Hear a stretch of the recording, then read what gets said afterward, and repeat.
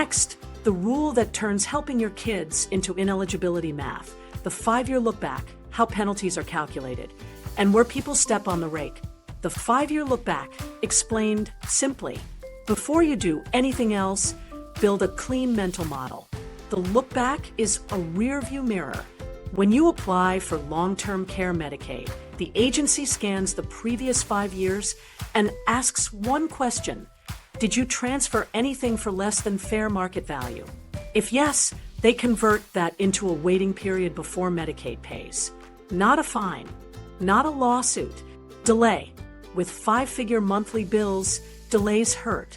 Why the rule exists is straightforward. Medicaid is needs-based. The look-back prevents giving assets away on Monday and asking taxpayers to cover care on Tuesday. Once you accept that, you stop trying to outsmart the rule and start aligning your timeline to it. So what counts as a transfer for less than fair market value? The obvious ones: gifts of cash to family, deeding your home to kids for free, selling an asset at a steep discount, adding a child to your deed in a way that gives them present ownership, or loans with no promissory note, interest, or repayment schedule. A big hidden trap: backdating. Writing a note later to justify a past transfer doesn't cure it. Reviewers look at bank records, deeds, and dates, not intentions. Here's the penalty math in plain English. Each state publishes an average monthly nursing home cost. Call it the divisor. Add up the total value you transferred for less than fair market value during the 5-year window, then divide by the divisor. The result is your ineligibility period. How many months Medicaid won't pay once you otherwise qualify. You can be asset poor on paper and still be stuck because of last-minute transfers. Where people step on the rake, the small gifts don't matter myth. Federally, there's no harmless annual gift for Medicaid. Many states aggregate transfers. A birthday check here, tuition help there. Inside 5 years, it's added. Another rake, paying a family caregiver in cash with no contract, timesheets, or taxes. That reads like gifting, not compensation. Clean agreements at market rates with logs and W-2/1099 reporting look like spend down for care. Same love, different paperwork, different outcome. Now, the exceptions that actually exist but are narrow and documentation heavy. Transfers to a spouse are generally allowed.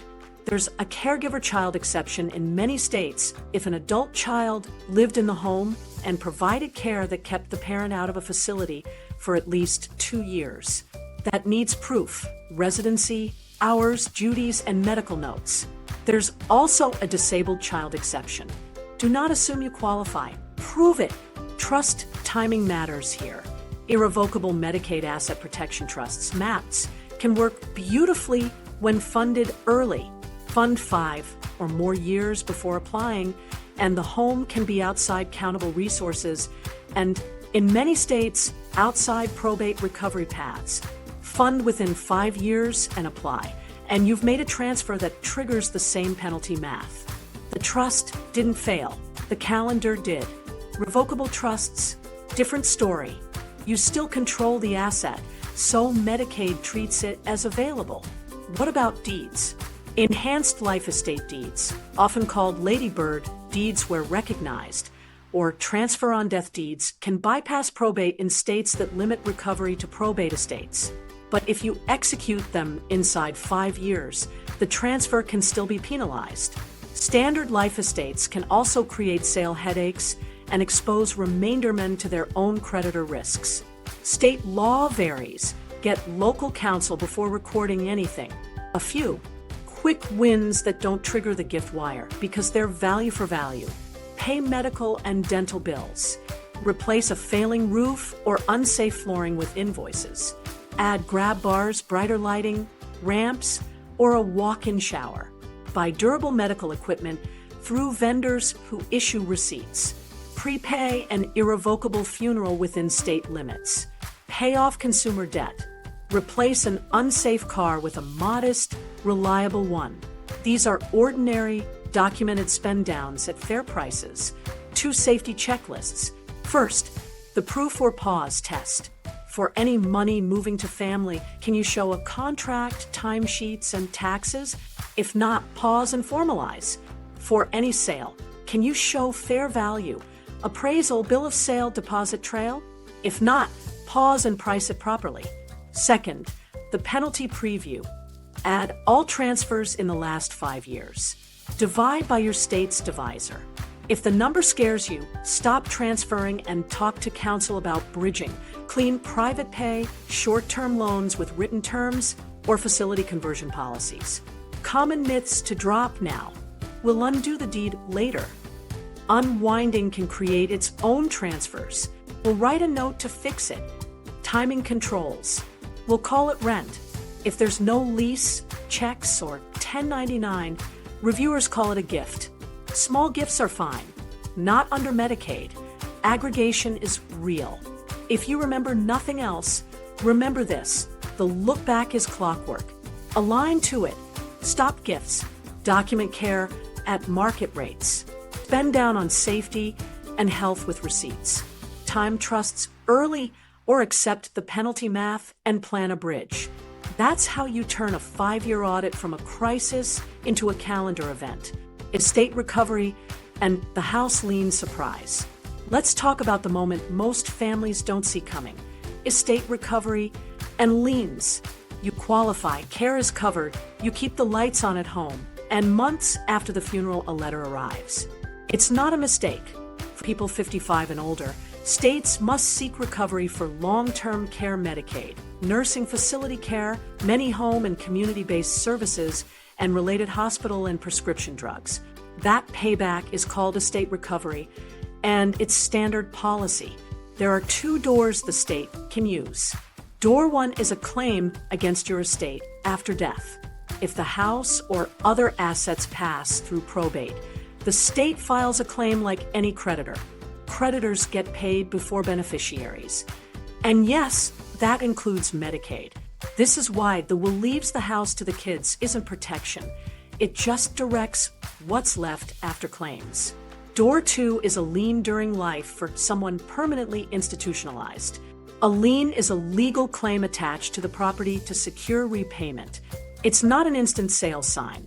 It sits there and expects to be paid when the home is sold or transferred.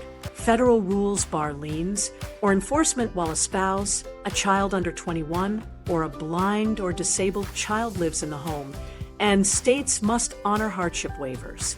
If the person returns home, certain liens must be released. It's calendar and conditions, not drama, but it's real. Here's the confusion that causes pain. Eligibility rules and recovery rules aren't the same. Eligibility can treat the home as exempt while a spouse lives there or while equity stays under a cap. Recovery asks a different question later. Did Medicaid pay for services? And is there anything in the estate, as your state defines it, to repay? Some states limit recovery to probate estates. Others use expanded definitions that can reach non-probate transfers. That difference matters more than a brochure promise. A simple timeline shows the trap. One spouse needs nursing home care. The other stays at home, so the residence is exempt for eligibility. Medicaid pays for 18 months. No lien is enforced while the community spouse lives there. When the surviving spouse dies, the house enters estate administration unless you've already moved it outside probate with the right tool. The state files a claim up to the amount it paid. If the house is the main asset, the personal representative may need to sell or use other funds to satisfy the claim before children receive anything. Not a scandal, just the statute doing its job. Now, where planning disarms this. First lever, timing. If you're more than 5 years from needing benefits, an irrevocable Medicaid Asset Protection Trust, MAPT, designed and funded early, can move the home out of countable resources and, in many states, outside probate, so recovery has a weaker path. Fund within 5 years and apply, and you trigger transfer penalties. The calendar, not the trust language, bites. Second lever, structure. In states that recover only through probate estates, using a transfer on death deed or an enhanced life estate deed, often ladybird, were recognized, can bypass probate and limit recovery's reach. But these deeds are state-specific and can still be penalized if done inside 5 years. Standard life estates add sale complications and can expose remainder interests to a child's creditors. This is why local counsel is non-negotiable. Third lever, documentation for exceptions and hardship. The law blocks recovery if a spouse survives, or if a minor, blind, or disabled child survives. There are hardship waivers in narrow circumstances. There's also the caregiver child exception in many states for transfers made years earlier, but that's about eligibility timing, not post-death recovery. Don't mix the two. If you think an exception applies, assemble proof now. Residency, care logs, physician notes, not when the clock is running. 2 practical checklists help right away. Recovery map. Ask counsel, does our state recover only through probate or from expanded estates? How do liens work here? Write down the answers. Then title map. List how the house is currently titled, whether there's a revocable trust, which doesn't help eligibility, whether a TOD or enhanced life estate deed is recognized locally, and whether a MAPT fits your runway. If the answer is we're inside 5 years, shift to documentation and allowable spend downs instead of deed swings. Common mistakes to avoid: treating exempt home as permanent invisibility, ignoring non-probate definitions in states with expanded recovery, funding a trust inside 5 years, and assuming the trust language alone blocks penalties, adding a child to the deed, and creating both look-back exposure and creditor risk, letting property insurance, taxes, or maintenance lapse after a title change. Reviewers notice sloppiness. A micro-story to anchor this: a couple kept the home exempt while the husband received HCBS services. They assumed no lien meant no payback. After the wife died, the home entered probate. The state filed a claim for 2 years of services. Because their state recovers only through probate, a TOD deed done years earlier would likely have avoided the claim path. They didn't have it. The house was sold to pay the claim, with a modest remainder going to the kids. The fix would have been boring paperwork and timing. If you remember nothing else, remember this: eligibility shields today, recovery hunts tomorrow. Know your state's recovery definition. Move the house early with the right tool, or accept that a probate pass asset is exposed. When timing is short, focus on documentation, safe spend downs, and placement choices that don't create new penalties. That's how you keep care funded now and reduce the estate letter shock later. The Safe Path Overview: protect, pay, and qualify. Let's shift from fear to a clean route you can actually run. Think in 3 lanes that move together: protect the home, plan how you'll pay, and qualify cleanly. Then overlay timing windows: early 5+ years, mid 2 to 5 years, and late under 24 months. Same tools, different expectations, tighter documentation as time shrinks. Early window: 5+ years before likely care. This is where durable moves pay. If keeping the house is the goal, talk with an elder law attorney about an irrevocable Medicaid Asset Protection Trust, MAPT. Properly drafted and funded more than 5 years before you apply, it can place the home outside countable resources and, in many states, outside probate channels that fuel estate recovery. Keep it boring, record the deed, maintain insurance and taxes, and keep receipts. Pair that with powers of attorney, financial and health, HIPAA releases, and a habit of filing statements by account.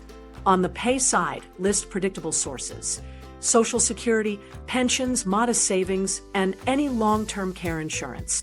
If you're a veteran, note potential aid and attendance. Your goal now is exposure control and paperwork readiness. No heroic tricks. Mid-window, 2 to 5 years. Calendar risk rises, so you change tactics. Avoid transfers that trigger look-back penalties if you might apply inside this period. Shift to document value and position spending. If family provides real care, Launch a written caregiver agreement now, before payments with duties, hours, market rate pay, logs, and taxes. That converts vague support into legitimate spend down instead of gifts. Tackle safety upgrades you'll need anyway. Grab bars, non-slip flooring, brighter lighting, lever handles, a walk-in shower. Use licensed vendors, collect invoices, and pay by check. Prepay an irrevocable funeral within state limits. If married, learn your state's Community Spouse Resource Allowance, CSRA, rules so the at-home spouse keeps the assets and income the law permits without gifts. The theme here is clean files and fair value. Late window, under 24 months. This is crisis-friendly planning. Stop gifting immediately. Pull 5 years of bank and investment statements and organize them by account and year. Make a current asset and income snapshot. Launch caregiver agreements prospectively, no backdating. Execute fast, lawful spend downs, medical and dental care, hearing and vision, durable equipment, home safety fixes, paying down consumer debt, replacing an unsafe car with a modest. 1. If you're married, apply CSRA and spousal income rules, so the community spouse keeps allowed income from day one after approval. If single and you've got past transfers, do a penalty preview. Add them up and divide by your state's nursing home divisor. Plan the bridge with clean private pay, documented family loans with real terms, or facilities that accept private pay conversion to Medicaid. Your watchwords are documentation, market pricing, and timing. Now, the core toolkit across all windows. MAPT early, when you have the runway. Caregiver agreements to turn family help into compliant payments. Allowable spend downs that improve safety or health. Spousal protections to lawfully separate countable from exempt without gifts. In certain states, Medicaid-compliant annuities can help a married couple convert countable assets to an income stream for the community spouse. These are technical, so use counsel. Across everything, fair value and paper trails.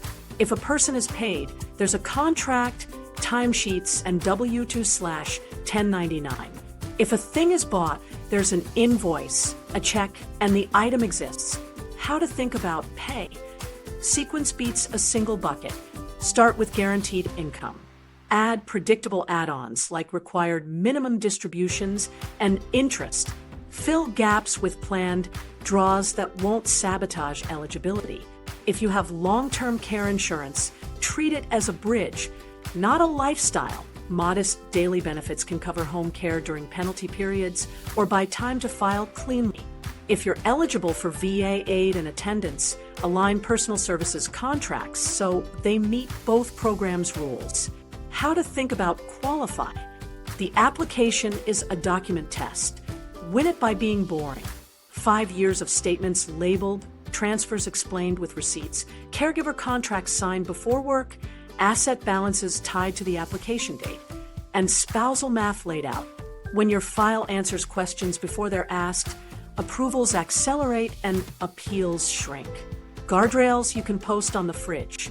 No gifts, no cash to family without a contract, and taxes. No loans without a note, interest, and a schedule.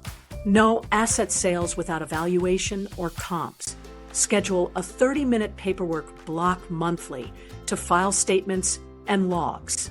Keep a one-page summary with who to call, where documents live, and the next move if care escalates. Finally, mindset. Early is for structure. Mid is for documentation and safety. Late is for precise spend downs and clean applications. You're not outsmarting rules. You're letting the rules carry you to care when you need it, protection and a house that's far less exposed. How they actually help. Let's make this crystal clear. An irrevocable Medicaid Asset Protection Trust, MAPT for short, isn't magic paper. It's a legal container that changes exposure. You don't own the home directly anymore. The trust does. Done early and drafted right, that shift can remove the home from countable resources for eligibility after 5 years, and in many states, keep it outside probate, so estate recovery has fewer paths. The trust works because of structure plus timing, not because it hides assets. Why this matters? When the house sits in your name, it's countable for eligibility with specific exemptions and exposed for recovery through your estate in many states. When it sits in a properly drafted MAPT, you've separated control from benefit.